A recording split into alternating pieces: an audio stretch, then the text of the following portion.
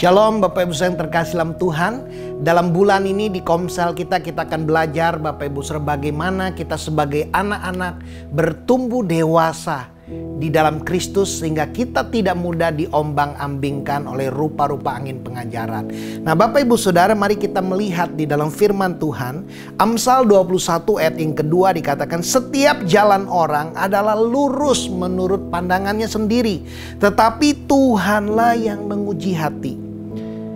Yang kedua di dalam Amsal 14 ayat 12 dikatakan, ada jalan yang disangka orang lurus tetapi ujungnya menuju maut. Ayat yang sama bahkan diulang lagi di dalam Amsal 16 ayat 25. Ada jalan yang disangka lurus tetapi ujungnya menuju maut. Nah Bapak Ibu Saudara, saya percaya Tuhan rindu kita hidup sesuai dengan jalan-jalan Tuhan. Tuhan rindu kita ada di dalam pengajaran yang sehat sehingga kita bertumbuh dewasa menjadi serupa dan segambar dengan Kristus. Nah, bagaimana caranya Bapak Ibu agar kita bertumbuh dewasa? Bagaimana caranya kita dapat menghadapi pengajaran sesat di akhir zaman ini? Mari kita melihat di dalam firman Tuhan di dalam Efesus 4 ayat 11 sampai yang ke-15 dikatakan, ialah yang memberikan baik rasul-rasul maupun nabi-nabi, baik pemberita Injil maupun gembala-gembala dan pengajar-pengajar untuk memperlengkapi orang-orang kudus bagi pekerjaan pelayanan bagi pembangunan tubuh Kristus, sampai kita semua mencapai kesatuan iman dan pengetahuan yang benar tentang anak Allah, kedewasaan penuh dan tingkat pertumbuhan yang sesuai dengan kepenuhan Kristus. Sehingga dikatakan kita bukan lagi anak-anak yang diombang-ambingkan oleh rupa-rupa angin pengajaran, oleh permainan palsu manusia dalam kelicikan mereka yang menyesatkan, tetapi dengan teguh berpegang kepada kebenaran di dalam kasih, kita bertumbuh di dalam segala hal ke arah Dia Kristus yang adalah kepala. Nah Bapak Ibu Saudara, dari firman Tuhan ini saya percaya hal yang pertama untuk kita tidak tersesat Bapak Ibu, kita perlu memiliki bapa rohani. Tuhan memberikan kita para pemimpin, para penatua. Ya, di dalam firman dikatakan Tuhan memberikan rasul-rasul, nabi-nabi, guru-guru, penginjil-penginjil, gembala-gembala. Saya percaya para pemimpin, para penatua diberikan sebagai bapa-bapa rohani di tengah gereja agar kita tidak mudah tersesat Bapak Ibu Saudara. Nah Bapak Ibu Saudara, karena itu Bapak Ibu Saudara, sudahkah Bapak Ibu Saudara memiliki Bapak rohani? Sudahkah engkau memiliki pemurid? Sudahkah Bapak Ibu Saudara belajar mendengarkan, belajar memegang ajaran-ajaran yang diberikan, belajar melakukan, memelihara ajaran-ajaran dari Bapak rohani? Kita melihat nasihat Rasul Paulus sebagai Bapak rohani kepada anaknya Timotius Bapak Ibu Saudara. Surat Timotius adalah surat pastoral, surat penggembalaan yang diberikan seorang bapak kepada anak rohaninya.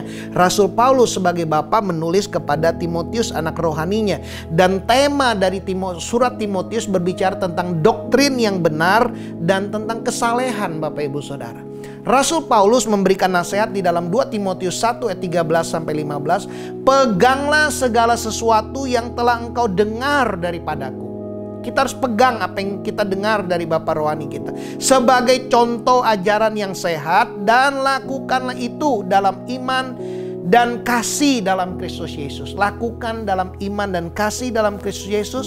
Peliharalah harta yang indah yang telah dipercayakan kepada kita. Kita perlu memelihara oleh Roh Kudus yang diam di dalam kita. Engkau tahu bahwa semua mereka yang di daerah Asia Kecil berpaling daripadaku, termasuk Figelus dan Hermogenes. Ternyata Bapak Ibu Saudara, ada orang-orang yang juga meninggalkan, berpaling dari pengajaran Rasul Paulus. Karena itu Bapak Ibu Saudara, kita perlu belajar untuk kita mendengarkan ya nasihat-nasihat, ajaran, pimpinan dari Bapak rohani kita.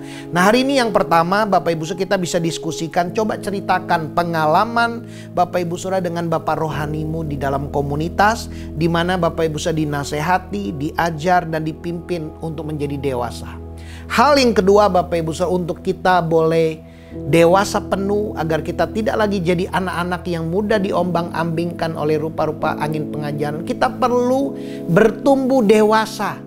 Bagaimana caranya? Kita perlu melayani Bapak Ibu Saudara sesuai dengan talenta dan karunia yang Tuhan berikan kepada kita, dan kita perlu belajar menolong orang lain, memuridkan orang lain, jadi bapak buat kehidupan orang lain, agar kita juga belajar menjadi dewasa. Bapak Ibu Saudara, saya percaya kalau dua hal ini kita lakukan, kita akan bertumbuh dewasa, kita akan kuat menghadapi angin rupa-rupa, angin pengajaran, rupa-rupa penyesatan di akhir zaman ini. Bapak Ibu Saudara, sudahkah Bapak Ibu Saudara melayani sesuai dengan karunia Bapak Ibu Saudara? Mari diskusikan di dalam kelompok sel Bapak Ibu Saudara.